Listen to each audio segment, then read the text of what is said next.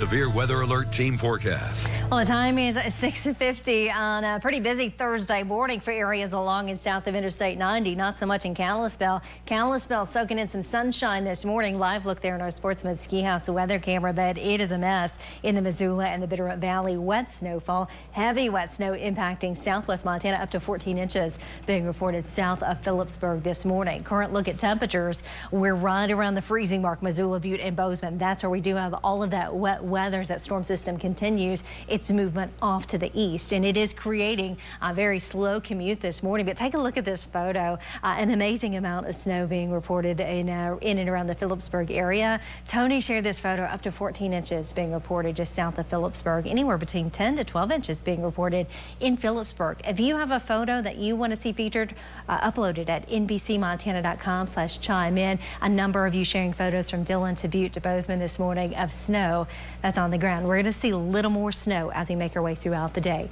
6:51 live radar showers really from the Bitterroot Valley now to Butte and Bozeman. So we're kind of clearing out in the Missoula area.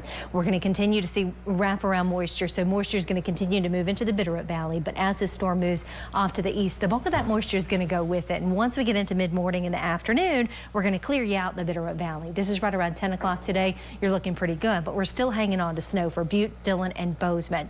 Once we get into that noon to 2 o'clock hour, we're changing over to all rainfall. So it is really going to be a mess for you this afternoon in southwest Montana due to warming temperatures and, of course, that changeover to rain. It is going to melt that heavy snow for you.